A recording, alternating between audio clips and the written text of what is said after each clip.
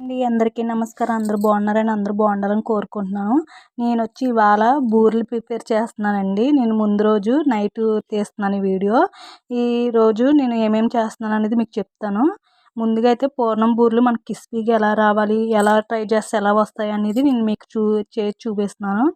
ముందుగా అయితే నేనైతే మినపగుళ్ళు తీసుకుంటున్నానండి. ఇదిగోండి, ఇదే గ్లాసు. మీరు ఏ గ్లాస్తోనైనా తీసుకోండి, గిన్నెతోనైనా గ్లాస్తోనైనా తీసుకోండి.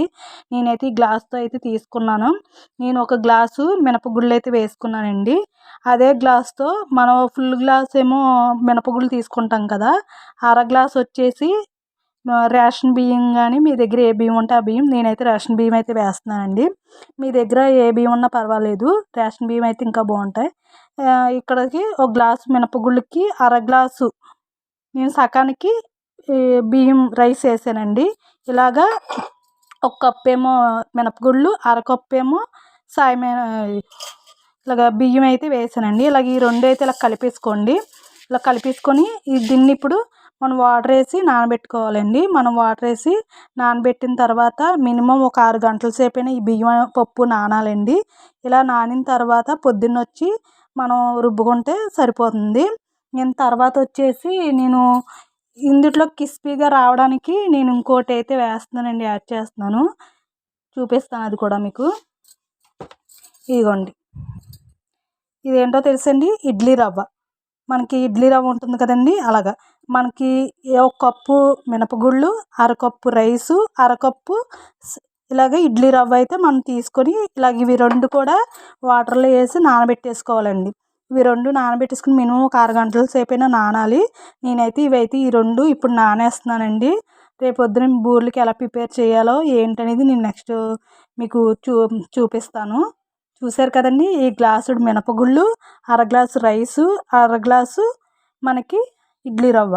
ఇలాగ ఇవన్నీ తీసుకొని ఇప్పుడైతే నేను నానబెట్టేసుకుంటున్నానండి. ఇవి నానబెట్టేసుకుని ఇవైతే ఇప్పుడు ఈ నైట్ కదండి, మనకి రేపొద్దున అమ్మవారికి పూర్ణం బూరెలన్నీ నేను తయారు చేద్దామని మీకైతే ఈ రెసిపీ అయితే చూపిస్తున్నాను.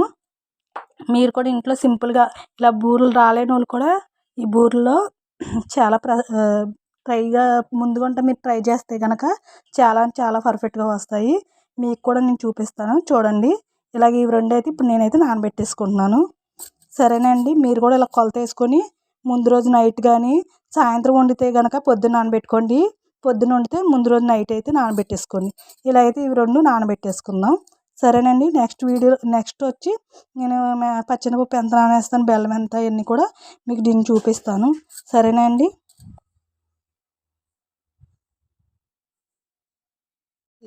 ఇదిగోండి, ఇలా పప్పునైతే నానబెట్టేసుకున్నాం కదా. ఇలాగా ఈ పచ్చెనపప్పును కూడా మనం బూరెలు వేసుకుని ఒక గంట ముందు ఇలా పప్పునైతే ఇలా కడిగేసుకొని దీంట్లో అయితే వాటర్ని యాడ్ చేసుకోండి. ఒక గంట సేపు పప్పు నానబెడితే కొంచెం కుక్కర్లో ఉడుకుతుందండి. మనం ఈ పప్పుని ఇప్పుడు శుభ్రంగా కడుక్కున్నాం కదా. ఇలాగా ఇదిగోండి, కడుక్కున్న తర్వాత దీంట్లో వాటర్ యాడ్ చేసుకొని ఒక గంట సేపు పప్పుని నానబెట్టుకోండి, కొంచెం నానుతుంది. ఇలాగా చూడండి, ఇప్పుడు నేను శుభ్రంగా పప్పుని అయితే కడిగేసుకున్నాను. మీరు ఇందులో వాటర్ యాడ్ చేసేసుకొని వాటర్ని వేసేసుకుంటే కొంచెం పప్పు అనేది కొంచెంసేపు నానుతుంది. నానిన తర్వాత అప్పుడు మీరు కుక్కర్లో అనేది మనం వేసుకొని ఉడకబెట్టుకుందామండి. ఇది నెక్స్ట్ వచ్చి ఇదిగోండి, నేను రాత్రి నానబెట్టానని చెప్పాను కదండి. ఇదిగోండి, నేను రాత్రి అయితే పప్పు అయితే నానబెట్టాను. పప్పు మెత్తగా నానిపోయింది. తర్వాత వచ్చి నేను ఇడ్లీ రవ్వను కూడా నానబెట్టానండి. ఇదిగోండి, ఇడ్లీ రవ్వను కూడా మనం ఎప్పుడైతే పప్పును నానబెట్టుకుంటామో అప్పుడే ఇది కూడా నానబెట్టేసుకుంటే మనకి ఈజీగా అవుతుంది. నేనైతే ఇప్పుడు రాత్రి అయితే ఇడ్లీ రవ్వ పప్పునైతే నానబెట్టానండి. ఇప్పుడు వచ్చేసి మనకి పచ్చెనపప్పును కూడా శుభ్రంగా కడిగేసి నేను వాటర్ అయితే వేసేసుకున్నాను ఒక గంట ముందు.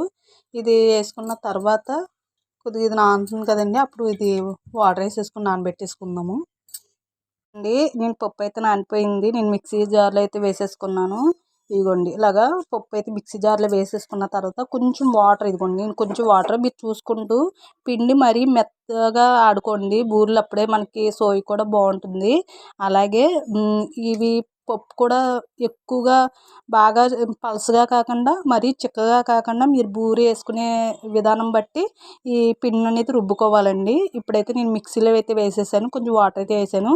ఈ పప్పు కొంచెం ఆడిన తర్వాత అప్పుడు ఇడ్లీ రవ్వ అనేది యాడ్ చేద్దామండి. ముందైతే పప్పునైతే ఆడించుకుందాము అండి.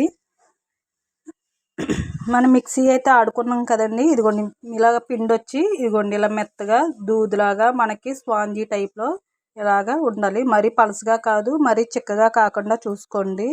మరీ బూరి మనకి వేసుకు విధానం బట్టి ఉంటే సరిపోతుంది. ఇదిగోండి ఇలాగా ముద్ద కింద ఉంటే సరిపోతుంది. ఇప్పుడు ఇందులో మనం ఇలా మిక్సీ ఆడుకున్నాం కదండి. ఇప్పుడు మనం దీంట్లోని ఇడ్లీ పిండిని బాగా పిసికి ఈ ఇడ్లీ పిండి అనేది ఇందులో వేసేసుకోవాలండి. ఇది వేసుకున్న తర్వాత కొంచెం మిక్సీ అనేది ఒక టిప్పు కలిసేదాకా తిప్పుకుంటే మనకి బూరు చాలా క్రిస్పీగా వస్తుంది. మనకి తింటున్నప్పుడు కూడా క్రిస్పీగా మనకి ఆ బూరు తింటున్న టేస్ట్ అనేది తెలుస్తుంది. ఇలాగా ఇడ్లీ అయితే మనం ఇడ్లీ రవ్వ అయితే వేసుకున్నాం కదండి. ఇడ్లీ రవ్వ వేసుకున్న తర్వాత మనం మిక్సీలో ఒక రౌండ్ వేసేసుకుంటే సరిపోతుంది. ఇప్పుడైతే నేను మిక్సీలో రౌండ్ అయితే వేసేసుకుంటాను.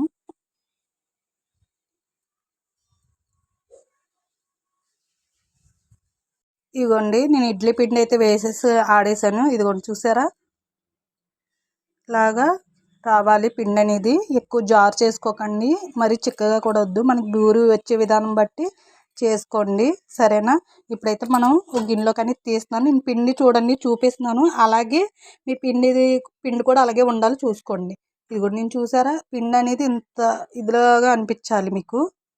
మరీ పలసగా కాదు, మరీ చిక్కగా కాకుండా పిండి అనేది మెయిన్ ఉంటే బూరి అనేది బాగా వస్తుందండి. మనకి ఏమి చిందదు.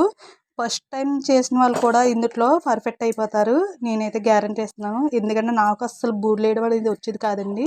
నేను ఈ టిప్పు పాటించాకే ఇలాగా వేయడం తర్వాత ఒకసారి నేను వరలక్ష్మి వ్రతానికి అయితే వేసానండి. చాలా అంటే చాలా బాగా కుదిరినాయి. మళ్ళీ నేను ఇప్పుడు దసరాకి వేస్తున్నాను అమ్మవారికి.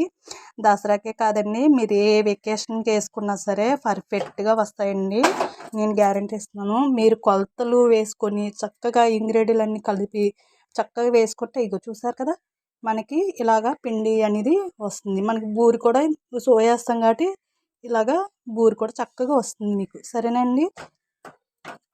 ఇప్పుడైతే మనం ఈ పిండిని అయితే మనం ముందుగా కొంచెం ఉప్పు వేసేసుకొని ఒక గంట ముందు నానబెట్టేసుకోవాలండి. ఒక గంట మన బూరెలు ఒక గంటకి వేస్తున్నాం, మనకి పిండి అనేది ఆడుకొని కొంచెం ఉప్పు అయితే ఇప్పుడే కలిపేసుకోండి. కలిపేసుకున్న తర్వాత ఒక గంట పక్కన పెట్టండి. ఎందుకంటే అలా పులిస్తే ఒక గంట సేపు పక్కన పెడితే ఉప్పు వేసి పులుస్తుంది కాబట్టి మనకి సోయ అనేది టేస్ట్ వస్తుంది, సరేనా అండి. ఇలా కొంచెం ఉప్పు అయితే మనం వేసేసుకుందాము. ఉప్పు వేసుకున్న తర్వాత మనము ఇదైతే చూద్దాము. ఇందులోనే అయితే సాల్ట్ అయితే వేసేసుకుంటున్నాము. మీకు పిండి ఎంత అయితే అంత మీకు సరిపడా సాల్ట్ అనేది వేసేసుకోండి. నేనైతే కొంచెం వేస్తున్నాను. మనకి ఇగోండి ఇలాంటి మీ చిన్న లోతుగట్టు పలసగట్టు ఇలాంటిది ఉంటే చక్కగా కలిపేసుకోండి. ఇది కలిపేసుకున్న తర్వాత మీకు చేత్తో వేయడానికి వీలు అవ్వట్లేదు అని అనుకున్న వాళ్ళు ఇలాంటి గరిటెలు అనేది పెట్టుకోండి, చక్కగా పర్ఫెక్ట్గా వస్తుంది. బూరి సోయ వేసిన తర్వాత మీకు అది కూడా చూపిస్తాను. ఇలా సోయ కింద మనం బూరి వేసేసుకోవచ్చు, చూసారు కదా. ఇంకోండి ఇలా కలిపేసుకోండి ఉప్పు వేసిన తర్వాత. చూసారు కదా, పిండి అనేది పలసగా లేదు, మరీ అని చిక్కగా లేదు, మనకు బూరు వచ్చేలాగా చూసుకోండి.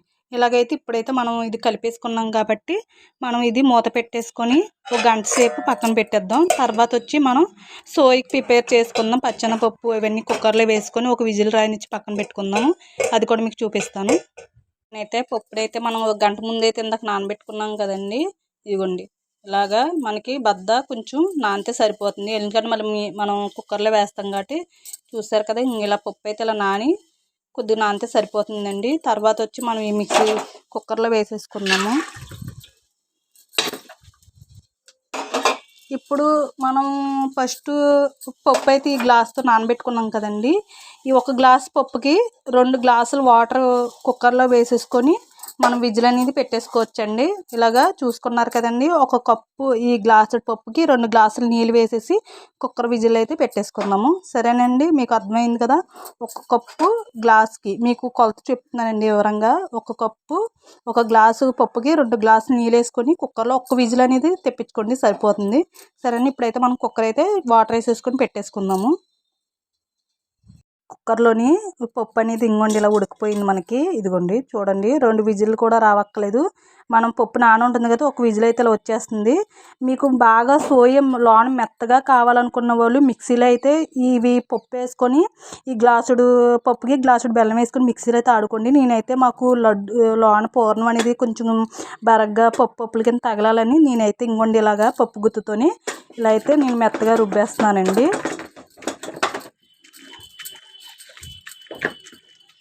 ఆల్రెడీ మనకి కుక్కర్లో ఉడికిందే కాబట్టి మనం ఇంకేమీ చేయక్కల. మనకి కుక్కర్ తర్వాత విజిల్ వచ్చాక కూడా దీంట్లో వాటర్ కానీ ఉందనుకోండి, అప్పుడు మీరు ఏం చేస్తారంటే ఒక జల్లెడు దాంట్లోనో లేదా ఏదైనా గిన్నెలు బెజ్జల గిన్నెలు దాంట్లోనో ఈ పప్పుడు అనేది వేసేసుకొని దాంట్లో మనకి వడగట్టేసుకున్న తర్వాత ఇలాగ మళ్ళీ కుక్కర్లో పప్పు అంతా వేసేసుకొని మనకి లేదంటే మీకు కుక్కర్లో అయితే కుక్కర్లో లేదంటే ఒక మూకుడులో అనేది ప్యాన్ మీద వేసేసుకొని పెట్టేసుకోండి.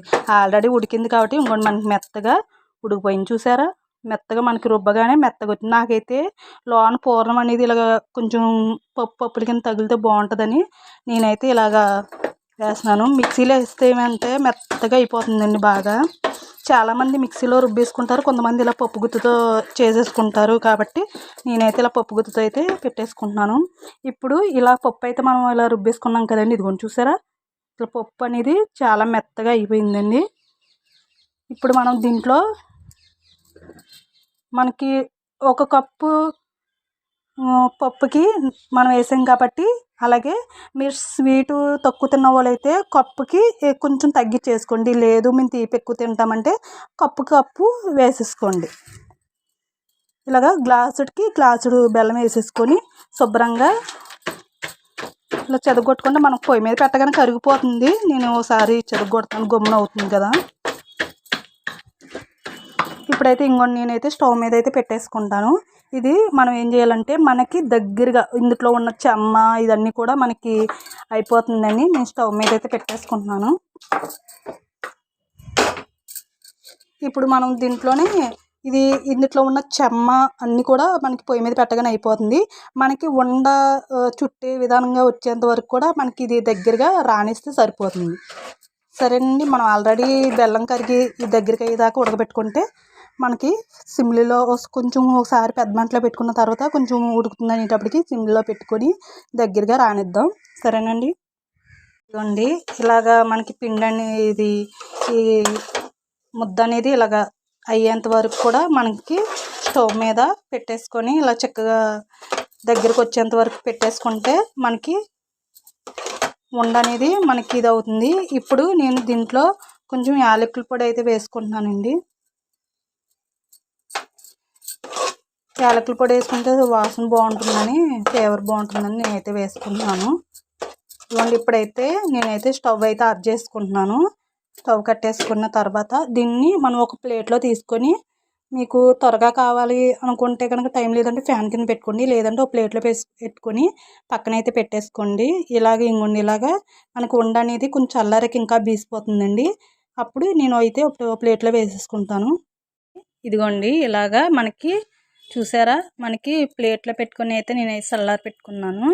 ఇలాగా చూడండి, ఇలాగ మనం కొంచెం మెత్తగా కలుపుకుందాం.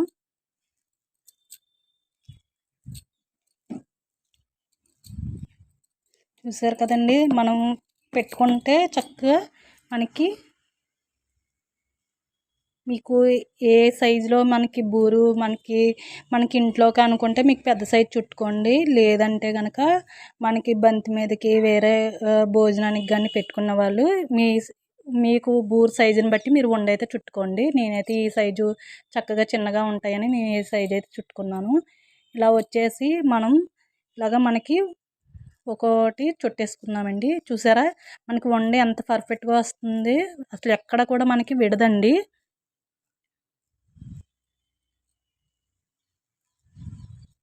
మనకి ఇలాగా పెట్టుకుంటే మనకి అనేది చక్కగా ఉండ కూడా స్మూత్గా వస్తుంది. మరీ మిక్సీలో వేసేసి రుబ్బేస్తే ఉండ చాలా మెత్తగా అయిపోతుంది. అలా తిన్నవాళ్ళు అలా ఇష్టపడతారు.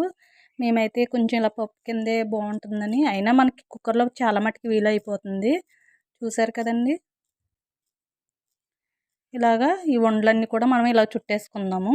చూసారు కదా. ఇలాగా మీకు ఇలా ఉండలు అనేది మీరు చేసేసుకుంటే చక్కగా ఉండ ఎక్కడ కూడా మీకు విడదు, చక్కగా బాగుంటుంది. సరేనండి. ఇప్పుడు మనం ఈ ఉండలన్నీ కూడా మనం చుట్టేసుకుందాం అండి. నేనైతే ఇలాగా అన్ని ఉండల కింద అయితే చుట్టేసుకున్నాను. చూసారు కదండి ఎంత బాగా వచ్చినాయి కదా. ఎక్కడ మనకి జారు అవ్వలేదు, ఏమవ్వలేదు. మనం కరెక్ట్గా అన్నీ కొలతల ప్రకారంగా వేసుకుంటే మనకి ఎవ్వరికి అడగవలసిన పని అయితే ఉండదండి. మన ఇంట్లోనే మనం ఈజీగా ఈ బూరెలు అనేది చేసేసుకోవచ్చు. మన ఇంట్లో ఏ వెకేషన్ అయినా సరే మనకి సింపుల్గా మన ఇంట్లో పిల్లలకి కూడా ఈ బూరె అనేది బాగుంటుంది. నేనైతే చాలా అంటే చాలా బాగా, నేను ఇది రెండోసారి అండి ఈ బూరెలు చేయడం. నేనైతే పర్ఫెక్ట్ అయిపోయాను. ఇంకా బూరెలు ఎవరికైనా వండేద్దాము. సరేనండి. చూడండి చక్కగా పర్ఫెక్ట్గా వచ్చినాయి. మీ ఇంట్లో మీరు సింపుల్గా ఇలా అయితే చేసుకోండి. ఇప్పుడైతే వీటిని మనం అయిపోయింది కదండి. ఇప్పుడైతే వీటిని మనం ఫ్రై చేసుకుందాం అండి. ఇదిగోండి నేనైతే పొయ్యి మీద ఆయిల్ అని పెట్టేసుకున్నాను. ఫస్ట్ వీటెక్కిన తర్వాత కొంచెం సిమ్లో అయితే పెట్టేసుకోండి. మరి సిమ్లో కాకుండా మరి కొంచెం మీడియం సైజులో పెట్టేసుకోండి పొయ్యిని. పెట్టేసుకున్న తర్వాత ఇప్పుడైతే మనం ఉండలు చేసాం కదండి. ఇంకొకసారి కూడా మనకి ఉండలు అనేది స్మూత్గా ఇలాగా చుట్టేసుకోండి. చుట్టేసుకున్న తర్వాత నేను మీకు ఇదిగోండి చూపిస్తున్నాను. మీరు కొత్తగా వేసిన వాళ్ళ గురించి చెప్తున్నానండి నేను. ఇప్పుడు ఇది ఉంది కదా, ఇలా వేసుకున్న తర్వాత మనకి ఇందాక చెప్పాను కదండి, మనకి ఇలాంటి గరిటె కొంచెం వేసుకోండి అని. ఇలా తిప్పుకొని మనకి బూరె అనేది చక్కగా పర్ఫెక్ట్గా వస్తుంది. చూసారా ఇది ఎంత బాగా వచ్చిందో.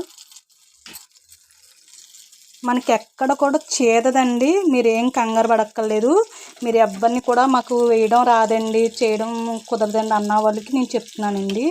ఎవరైనా వేసేసుకోవచ్చు. ఇలాగా మీకు చేత్తో వదలడం కుదరలేని వాళ్ళు ఇలా వేసేసుకోండి.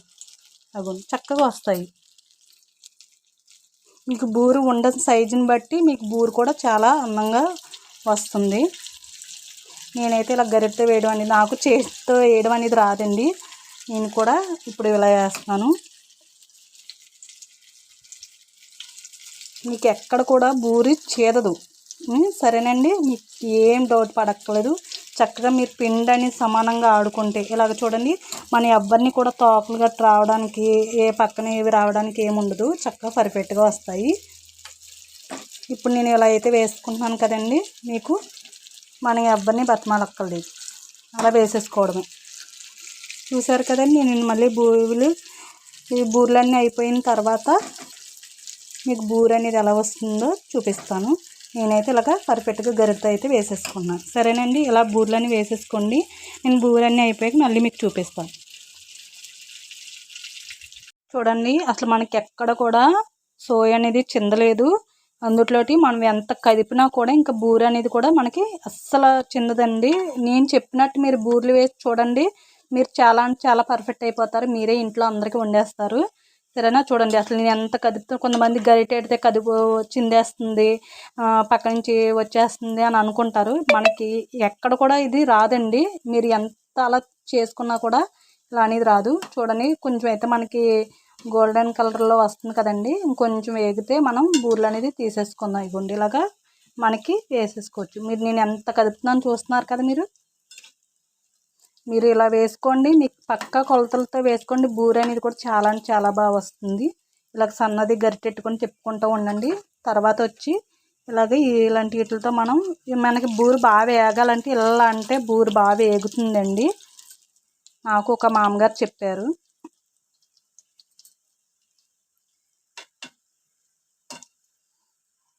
నేనైతే ఇదే ఫస్ట్ టైం అండి.